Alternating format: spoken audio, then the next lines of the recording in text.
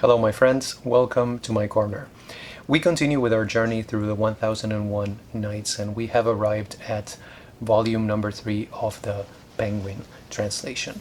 So we're going to start this part of the journey with night 719 to 738, which is the story of Ardashir and Hayat al-Nufus. Now, Ardashir is a prince, and he wants to marry Princess Hayat al-Nufus, but there's a problem here. The princess hates men. Why does she hate men? Because at one point she had a dream, okay, that a male dove left his female companion to her death. He did not go back to rescue her, even though she had gone back to rescue him before. Does that sound familiar? It probably does, okay? This is a repeated story. At least the beginning of the story is. As far as I know, this is the only time that this happens, okay? Which is really surprising when you think that there are 1001 nights, okay? So I think that's pretty good. But you can compare this story to that of Taj al-Muluk Haran and Princess Dunya on nights 107 to 137. You have the same story, the same idea, the same dream of the doves, okay? The painting also.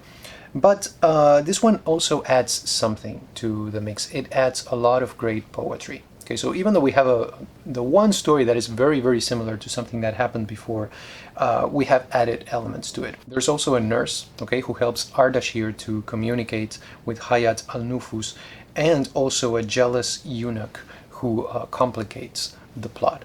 So similar elements, but also some differences with the story of Taj al-Muluk Haran and Princess Dunya. Julnar of the Sea and her son Badr Basim. Okay, nights 738 to 756. This one is about a king who wants an heir. Okay, and he buys a slave girl who turns out to be a creature from the sea. I really like that. There are not many stories with that kind of a theme in the 1001 Nights. So this one is quite different. Now their son, Badr Basim, then wishes to marry a princess he fell in love with after only hearing about her. Okay, so we have this idea of, you know, he's in love with something that does not really exist. It's in, you know, a created image. Her name is Jauhara, which means jewel, the princess that Badr Basim wants to marry, and he has many adventures, right, in his search for this love that he is looking for. At one point he is turned into a bird. There are many interesting episodes here in this tale. He also ends up in a land ruled by a sorceress queen. Her name is the Queen Lab. Okay, and he likes the place so much when he gets to that land that he gets sidetracked, okay, because he likes the place, but he also likes the queen, the sorceress queen. So there's a little problem right there. I really love this story. I would actually say this is one of the best in the collection. It's one of the stories that I actually, you know, found to be a page turner. There are many of those, of course. And what I like about it is, as I suggested before, the element of the sea, right? Of course, it made me think of Hans Christian Andersen's Mermaid, but that is something different. It's a story that really, you know, changes the theme here, and I really like that. Saif al-Muluk and Badi al-Jamal. Okay, you can find the story in nights 758 to 778. And this story has an introduction. Okay, there's a king who sends one merchant that he has from his land in search of a very good story to another land. So you have the idea of the quest for a story, and then you get the story, right? The merchant comes back with this story right here. There are two friends, okay, a king and his vizier. They're very close, and they are worried that they're going to die without leaving any heirs. This is a common concern in the 1001 Nights. They are given a method in order to have sons, to conceive sons, and the method actually works. Okay, so they have two sons who are just as close as they are. So of course, eventually they become the king and the vizier, respectively. You have King Saif and the vizier Saib. Okay, the story proper actually gets started when Saif falls in love with a beautiful girl whose image he has seen only embroidered into a robe. We're going to see something very similar in a tale that's coming up. This idea of somebody who falls in love with an image that is not, you know, real. with a picture, right? So as soon as he sees this image embroidered in the robe, he must find the girl and marry her, of course. So he decides to go in search for her, and his friend, the vizier, of course, is going to accompany him. This is basically the story of their adventures. Okay. At one point, they become separated. There are many issues that come up along the way, and I think this is really a spellbinding story. I don't want to give you too many details, but you follow their adventures as they are together, then when they are separated, and all that. And the ending I thought was really nice. It's an ending worthy of Jane Austen. It's that kind of a happy ending that you find in this story. So we have Hassan of Basra, also the goldsmith. Okay, this is Nights 778 to 831. This is a very long story. Okay, we have almost 120 pages to this one, but it has a wonderful narrative structure that keeps going back and forth in time. We get recaps of the story, which is always helpful, especially when you're dealing with a book that has that Matryoshka type of structure. At the beginning, Hassan is tricked by a Magian. A Magian is a fire worshipper who promises him that he's going to teach him the art of alchemy. So Hassan is like, wow, I really like this. He eventually arrives at the palace of 7 Jinn princesses, who one day leave him alone and tell him, okay, here's the palace, we're going to be gone for a while. You can go anywhere you want, but that particular door, that door, don't open it. Does that sound familiar? Of course it does, okay? And I don't need to tell you what Hassan does, because you already know. Of course he opens the door, right? The door leads to the palace's terrace. And in that terrace, Hassan sees 10 beautiful birds. Now here's the interesting thing. At one point, these birds take off their clothes. Okay? It turns out that they're not birds at all. These are beautiful girls. Okay? The bird appearance is kind of like a disguise. And Hassan falls in love with the most beautiful of these girls. There's another narrative thread to this story that has Hassan going in search for his wife later on, who has taken their children with her. And this is a very, unfortunately relevant issue, because it deals with abduction, right? Now, Hassan is not entirely free of blame, and that's all I'm going to say. I'm not going to give you all of the details here, because I would spoil the story for you if I did. But beware that there is that theme right there of abduction. The wife leaves while Hassan goes to visit his 7 Jinn sisters. So he comes back to that previous part of his life, and the princesses, when he arrives, they each recite a poem to him. So that's another good element of the story, the great poetry that you can find in it. Then the Jinn princess's uncle helps Hassan during his quest to find his wife and kids who had left.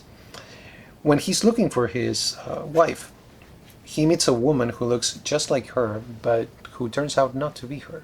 So I have this idea, maybe a double going on here. I really liked that episode right there. And there's also involved a magical cap and a magical rod that help him to, find the solution to his problems and all that. Nights 831 to 845, the story of Khalifa the Fisherman.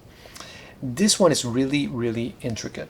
Okay, and it begins with Khalifa catching a lame, one-eyed ape while fishing. Okay, imagine that. You're looking for fish and you catch this thing that you just don't know what to do with.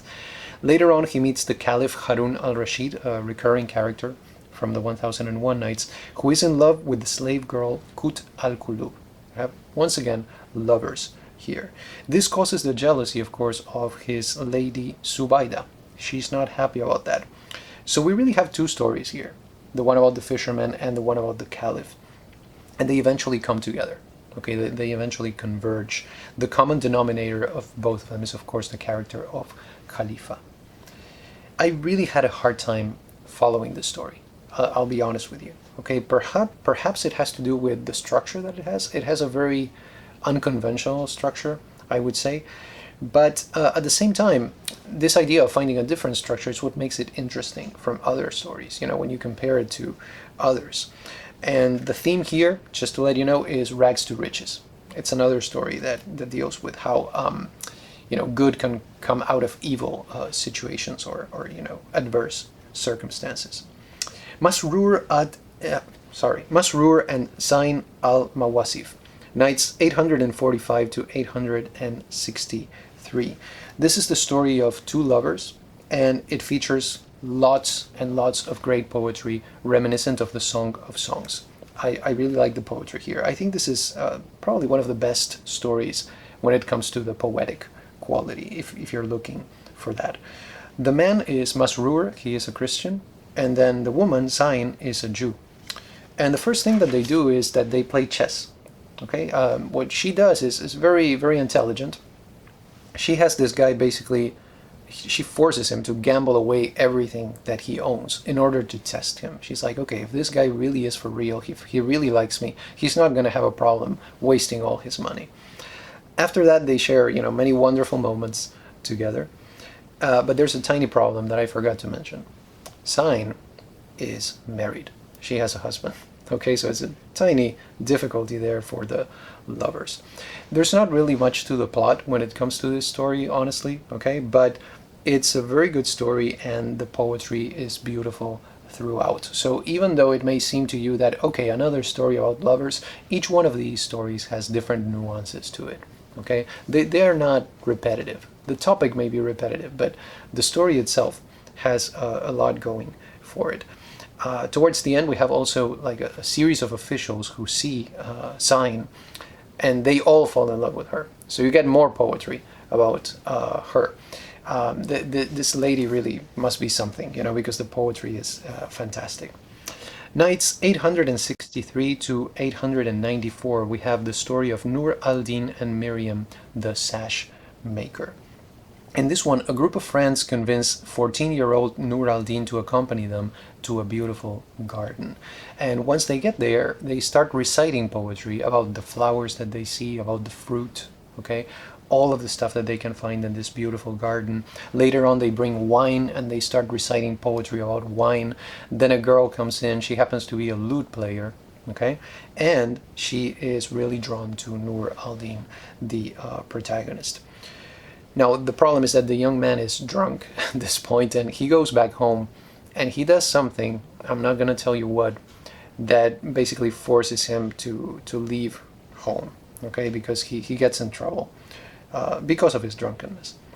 So he leaves home, he arrives at a land where a slave girl is making fun of all the men who try to buy her. This may also sound familiar to you, we have talked about this before.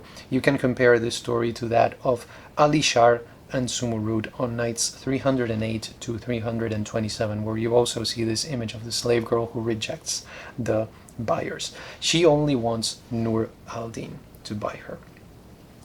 She turns out to be a wonderful sash maker, and her name is Miriam. She is the other protagonist of the story. So the lovers enjoy each other's company for over a year, but then Miriam at one point gets the feeling that someone will come to separate them. There's a type of an omen going on here, and she feels this. We eventually find out about Miriam's past. She used to be a Christian, and all the details of how she came to be sold as a slave are provided for us. It's really a wonderful story. Okay, once again, maybe not entirely original in its general outline, but it is original in its details, and that's what makes it, one of the really good stories that I found here in this third part of the 1001 Nights. There are also great heroes and great villains in this story, so it was I found it to be quite enjoyable. The Man from Upper Egypt and His Frankish Wife. This happens on nights 894 to 896, so it's a really brief one. It's about a man who keeps desiring a Christian woman, and he changes his mind about it after he has paid for an encounter with her. So it's the same thing, it repeats itself. It's like he pays for the encounter and then he's, maybe I shouldn't do this, Oh, but I really want to be with her, so here's more money. But I don't know, I shouldn't do this. I really shouldn't. It's that kind of a thing that's going on here. But later on, the two meet again, unexpectedly, under different circumstances, years later, right? So a very brief tale we have here about the the twists of fate, and maybe also a cautionary tale about squandering your money and the folly of that. So it's good. It's a good one. Knights 896 to 899, The Young Man of Baghdad and His Slave Girl. I loved the way this story begins. Okay, I that part really grabbed my attention, but I expected more from it for some reason. The story has a young man who loves his slave girl, and he does not have money. So what she does is she says to him, look, sell me, and then you're going to get a lot of money out of that. And then don't worry about it, I'll find a way to go back to you. So that's what he does. He sells this slave girl that he loves very much, and he gets the money. But then that first night, he gets his money stolen from him while he is sleeping. So imagine that. He lost the girl and he lost the money. Okay, so it's an awful situation for him right there. Now that is a great beginning. That's what I was telling you. I really like the way it begins. So that really works very well. What I did not like was the resolution of his of this story. He meets her again by chance, then loses her again. It's like they keep being separated. I don't know. It's a really good story to pass the time, but I would say that's pretty much what I got from it. After that, we have a very important story. Not necessarily a long one, because it takes up Knights 899 to 930. That's not a lot. But it's a very important story because it includes a lot of short, very, very brief tales that sometimes take up just one night. Okay, many of them are fables. And this is the story of King Jaliad and his son Wird Khan. Jaliad is the figure of the great, just, generous king. He's basically perfect, the perfect ruler, right?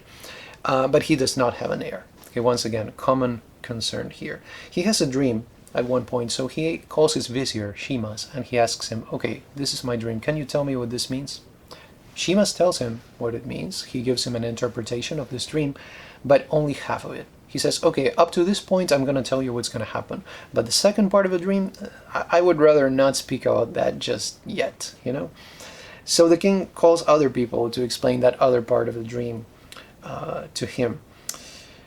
We get a series of stories here from different narrators. Some of the viziers tell the stories, other characters come in later on and continue with the storytelling.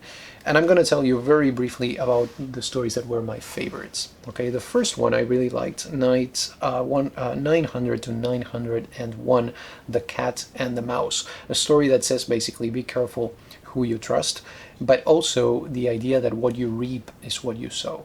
So that is one of the morals that you can get from it.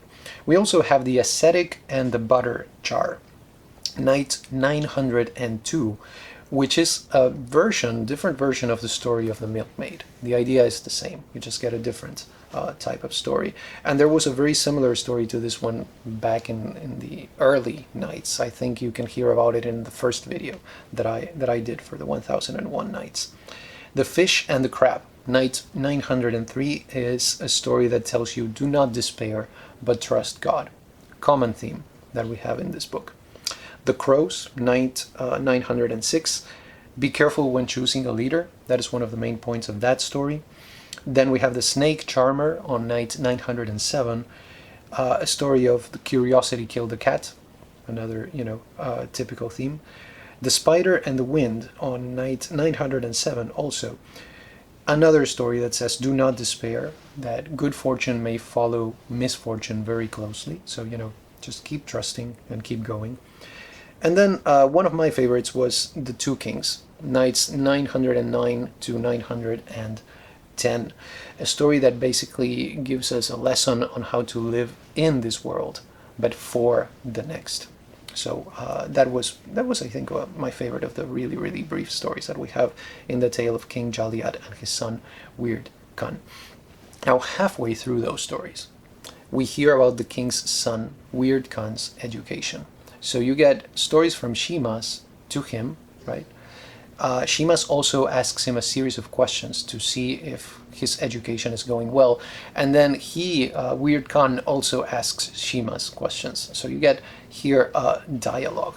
Of course, I thought of Plato, okay, the Socratic dialogues, but also of El Conde Lucanor, which I have mentioned before in the first video for the 1001 Nights that I did. Basically, the structure of that book is the king, the count, Count Lucanor, asks his advisor Patronio about different things that are going on, you know, different problems that he has. And Patronio always says, okay, let me tell you a story about that. Okay, and he tells him a story, and then at the end there's a moral. That is the structure of El Conde Lucanor. So you have this idea of a dialogue, of education through stories. These are really didactic. That's why I can tell you exactly, okay, this is the moral of the story. Of course, you may find other morals, but the main points are, you know, the obvious ones. So Shimas continues to tell stories to Weird Khan, and later the young man's wife comes in and also tells stories to him that counter the teachings of Shimas. So we have a wife here that is a bit of an antagonist, really. She's I would even say a Lady Macbeth type of figure. We have, for example, the story of the foolish fisherman on night 918, okay? This one is, what I got from it is the idea that sometimes going for more will leave you with nothing. You know what I mean? It's like, okay, I have this right here, but I want more. I want that other thing that is right over there. So you look for more, and then if you miss that, you end up with nothing, right? So that is the moral of the foolish fisherman. Night 919, the boy and the thieves. In this one, a boy is led astray by a band of thieves, okay, who ask him for a favor. Basically, the idea, beware of ulterior motives. This one reminded me, if you pardon the pop culture reference here, of a Hey Arnold episode. I don't know if you've seen it, don't know if you remember, but there was that one where there was a window that had exactly the shape of Arnold's head, okay? So that is what I thought about when I read this story. It's basically the same idea, okay? The Jackals and the Wolf. Night 921, and this one is comparable to the story of the crows from 906, because you also have the idea that you have to be careful when you choose for a leader, you know. But the ending to this one is different, and it's also quite surprising. I was really you know, surprised by the ending to this story. Another big favorite of mine is The Partridge and the Tortoises, which takes place on night 924. Basically, the moral is be careful whose advice you take. Here you have the tortoises who, in a way, fall in love. They see this beautiful partridge, right, that they like very much. And the partridge also enjoys the company of the tortoises. So they have this wonderful time together, but then of course at one point in the day the partridge flies away and goes in search for food. And the tortoises are really sad by that, right? Because they're like, wow, you know, he goes away every day and we cannot be together. So one day they get together and they ask the partridge, isn't there a way that we can be together all the time? Great story, okay? I'm not going to tell you how it ends. And then after that, of course, we find out about, you know, Weird Khan, Shimas, and how the kingdom continues under the rule of the son, you know, of that wonderful king, and how different he is from his father, you know. So we also have a story about, you know, continuing with a legacy and how difficult that may be. So we are right now at night 930, and I would like to end this video here and leave the remaining nights for the last of this series of videos on the 1001 Nights. Do you have any questions, any comments, recommendations, any stories that you would like to hear more about?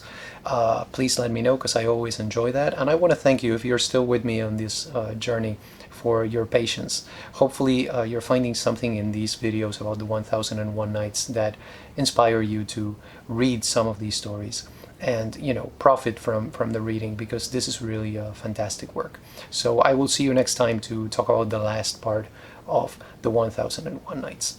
Thank you so much for stopping by, and have a wonderful day.